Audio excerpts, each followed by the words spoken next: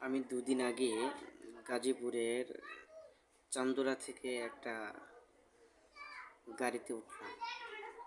তো ওঠার পরে দেখি একটা বোন কান্না করতেছে। তখন আমি অনেকক্ষণ সেই গাজীপুর থেকে যমুনা সেতু পর্যন্ত ওনার কান্না দেখলাম। তো ওনার পাশে একটা সম্ভবত ওনার দাদি শাশুড়ি বসেছিল।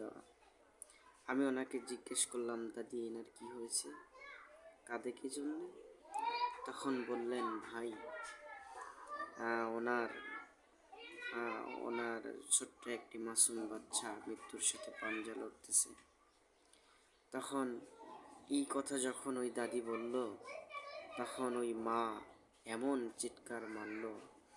সেই যমুনা সেতুর থেকে সিরাজগঞ্জ রোড যখন নামলাম, তখন মা আরও চিৎকার, আরও কান্না করে, আমার সন্তান বুঝি আর বাঁচবে না, আমার সন্তান বুঝি আর বাঁচবে না। আমি মা এত কষ্ট করে সন্তানকে জন্ম দিয়েছি, আমি মা এত কষ্ট করে সন্তানকে লালন পালন করেছি, আজকে আমার সন্তান মৃত্যুর সাথে পাঞ্জা লড়তেছে।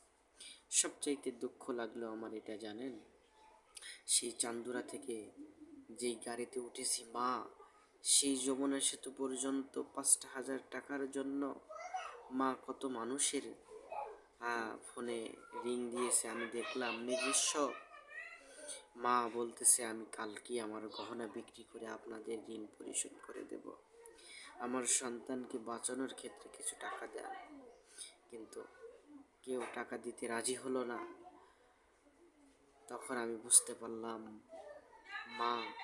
মায়ের জন্য আল্লাহ তাআলা কেন এত সম্মানের দরজা খুলে দিয়েছেন, কেন এত মর্যাদার দরজা খুলে দিয়েছেন, কেন মাকে আল্লাহ তাআলা, মহান আল্লাহ তাআলা সম্মানের কথা বলেছেন।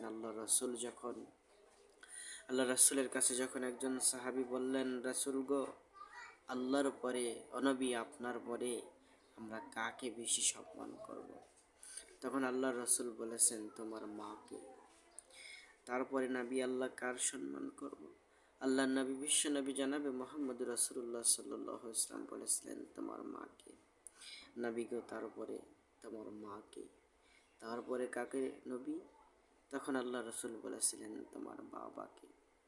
তখন সাহাবী জিজ্ঞেস করলেন, নবী গো, আপনি কেন মায়ের 3বার বললেন? মায়ের খিদমতের কথা আর বাবার কথা কেন একবার বললেন?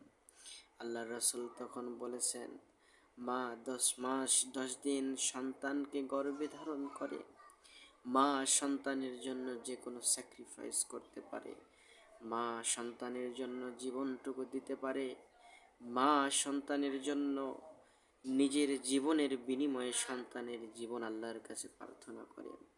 আল্লাহ তাআলা সেই জন্য মায়েদের সম্মান বৃদ্ধি করে দিয়েছেন এবং সন্তানদের ওই আম্মার পায়ের নিচে জান্নাতের বাগান হিসেবে আল্লাহ তাআলা তৈরি করে দিয়েছেন। আমরা সকলে বলি সুবহানাল্লাহ বিহামদিহি।